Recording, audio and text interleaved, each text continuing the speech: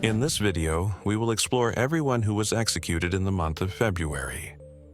We will look into their crimes, their last words, and the last meals they requested before facing their fate.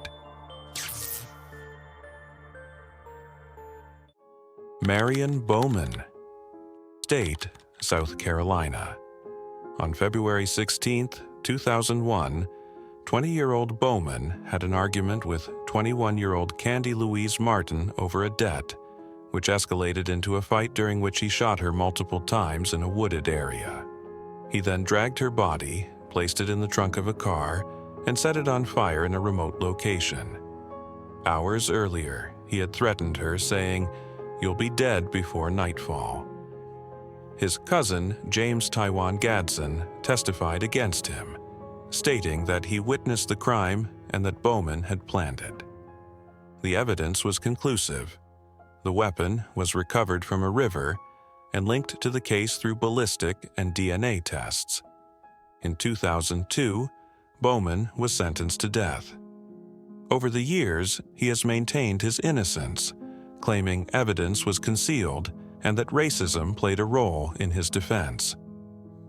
The day before his execution, Bowman was offered a last meal. He requested fried seafood, wings and chicken strips, onion rings, banana pudding, German chocolate cake, and cranberry pineapple juice. On January 31, 2025, he was executed by lethal injection in South Carolina. As the execution chamber curtain opened, he briefly looked at his attorney, then at the ceiling before closing his eyes. When asked for his last words, he said, "Death row inmates may be labeled as the worst, but we've all changed since that moment that cost us everything. I know Candy's family suffers, and rightfully so, they're angry. If my death brings them some relief, then I guess it will have served some purpose. I hope they find." Stephen LeWayne Nelson, State, Texas. On March 3, 2011, at 24 years old, Nelson entered the North Point Baptist Church in Arlington, Texas, intending to rob it. Only Reverend Clint Dobson, 28, and Secretary Judy Elliott, 69, were present. Nelson, already on parole for a prior assault, brutally attacked the victims. He beat and strangled Dobson with a computer cable before suffocating him with a plastic bag. Elliott sustained severe injuries, including facial fractures and a brain hemorrhage, but survived after a long recovery. After the crime, Nelson stole Dobson's laptop, Elliott's credit cards, and her car. He used the cards to buy clothes and jewelry and sold the laptop for money. The police quickly identified him through fingerprints and bloodstains on his shoes. He was arrested and convicted of capital murder, a crime in Texas punishable by death. Although another man was initially detained, the charges against him were dropped. On February 5, 2025, Stephen LeWayne Nelson was executed by lethal injection at the Huntsville State Penitentiary. Since he was executed in Texas, he was not granted a last meal. He was declared dead at 6:50 p.m. Central Standard Time. Just before the injection, Nelson repeatedly told his wife, Helene Noah Dubois, that he loved her and was grateful. Dubois, who was watching from the witness room, raised a white service dog that she was allowed to bring in. "It is what it is," Nelson said. He then added, "Enjoy life." Before the lethal dose began, he said, "I'm not afraid, I'm at peace. Let's ride, Warden." When the pentobarbital started to take effect, he told his wife, "Let me sleep." His last word was, "love," before gasping twice and trying to catch his breath. His body trembled for a few seconds before becoming still. He was declared dead 24 minutes later. Demetrius Terrence Frasier, State, Alabama. On November 27, 1991, Frasier broke into the apartment of 40-year-old Pauline Starks Brown in Birmingham, Alabama. After forcibly waking her up, he demanded money and sexually assaulted her at gunpoint.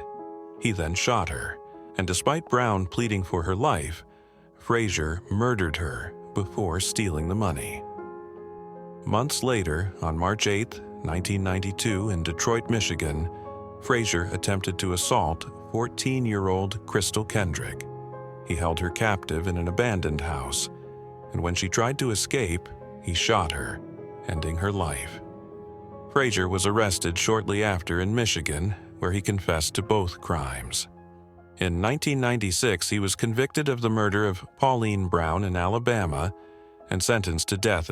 In 2018, he chose to be executed by nitrogen hypoxia, a method adopted in Alabama as an alternative to lethal injection.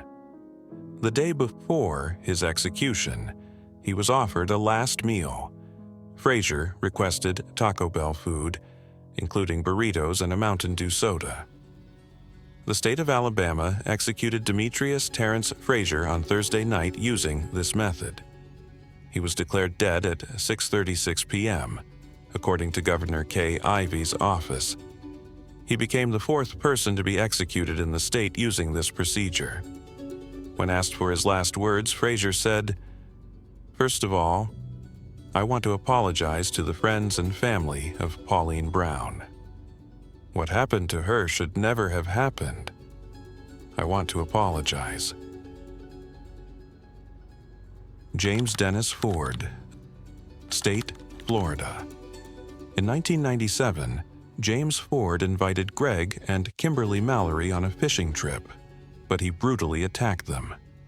Greg was shot in the head with a .22 rifle and then struck with an axe, while Kimberly was hit in the head and sexually assaulted before being murdered. Additionally, the couple's 22-month-old daughter was left in the truck for over 18 hours, exposed and covered in her mother's blood.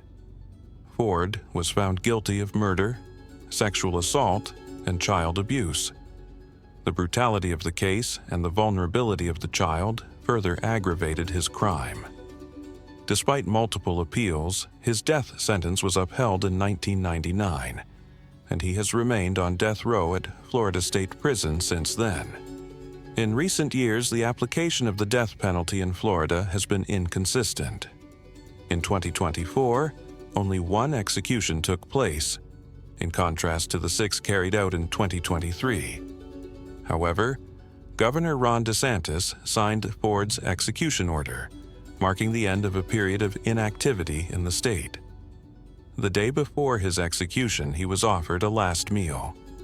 Ford requested steak, macaroni and cheese, fried okra, sweet potato, pumpkin pie, and sweet tea.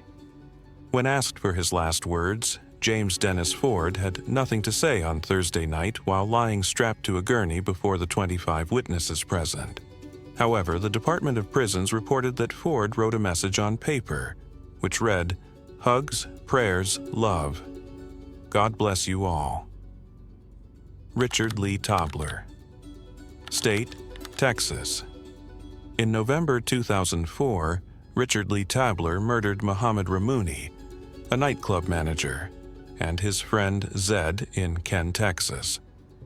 Tobler, along with his accomplice Timothy Don Payne, lured Ramouni under the pretense of selling him sound equipment. Upon arriving at the location, they ambushed him, shooting Zed first, then Ramouni, who was shot again as he was dragged from the car. After committing the double murder, Tobler stole Ramouni's wallet and other items from the vehicle, while Payne filmed the crime with a video camera. Tobler later called the police to take responsibility and threaten more murders. 2 days later, on November 28th, Tobler murdered Amanda Benefield and Tiffany Lorraine, 2 teenagers who worked at the same nightclub. He selected them from a list of employees he believed had implicated him in the previous murders.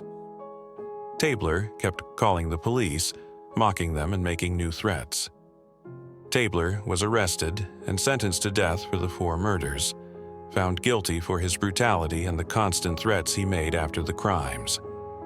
On February 13, 2025, Richard Lee Tobler was executed at the age of 46.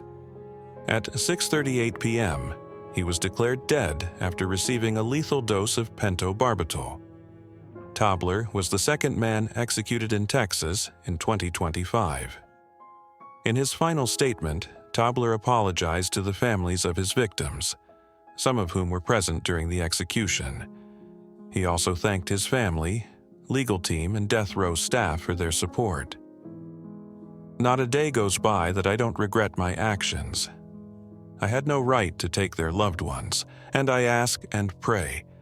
I hope and pray that one day you find it in your hearts to forgive me for those actions.